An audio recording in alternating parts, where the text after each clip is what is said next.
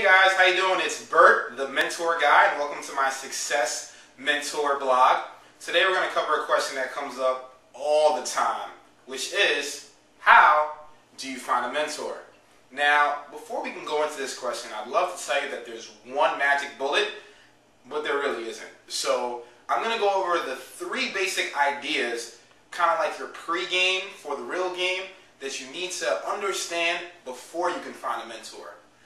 The first one is, you've got to make a shift from trying to find a mentor to attracting a mentor. Here's what I mean by that. Now, I don't know what industry you're in, but no matter what job or career you have, it's basically gotten to the point where everybody is so busy that it's just impossible. Even if someone wanted to just mentor everyone and come here everybody for a group hug, you couldn't. So what you need to do is figure out, what do people do when their time is limited? When successful people feel like their time is limited, they spend their time with people they are attracted to. I don't mean that in the physical sense. What I mean by that is, they spend their time with people who share their goals, ethics, visions, and core values. So let's say you don't know your core values. There's a great exercise. If you go to about.com and you type in personal vision statement, they've got a quick exercise that you can do in a few moments, and it's great. I did it, and now I feel so much more comfortable reaching out to people because I feel like I can just click with them better. So the second thing you should do when it comes to getting prepared to attract mentors, and to be honest, this is something that we should probably do in every area of our life. It's one of those things we know to do, but we never do it. Start early. Absolutely. What you should be doing right now, even if you do not need a mentor, is creating a sense of goodwill. The reason I say that is because everyone is so busy, right? And there's so much competition for mentors that if you can right now build a reputation as being someone who gives, is a giver, who creates value, people are just going to want to give to you. So let me give you an example of how this can work in an office, for example. Say someone in your department just wants to learn how to use Photoshop, and you happen to be awesome at Photoshop.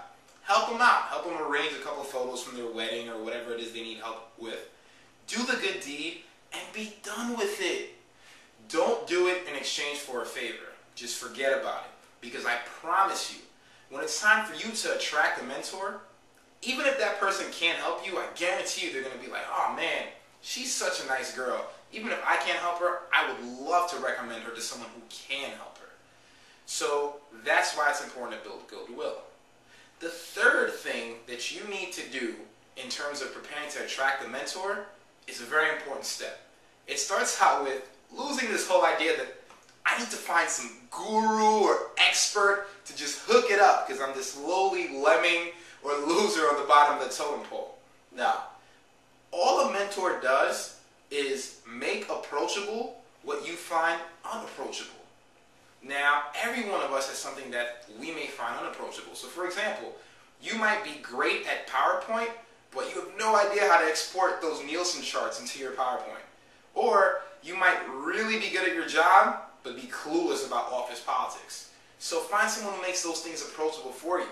As you can see, it's not that big of a deal. And you can kind of get the idea how mentors can be equal. So that's the third thing. So far, so good? Great. So let's recap the three things that we learned today. One, when you're preparing yourself to attract a mentor, you've got to make the shift from I'm trying to find a mentor to I'm going to attract a mentor. And I do that by knowing my core values. Two, start early. Create that goodwill now. It will pay dividends in the future.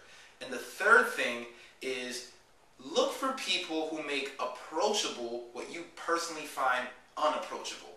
So if you keep in mind those three things, you'll be well on your way to attracting a mentor. So if you like these ideas, I definitely go into more depth on my blog, the Success Mentor blog, and definitely look out for my book coming out in the fall, Who's in Your Top Hive? How to Find Your Success Mentors. Guys, thanks for listening and have an awesome day.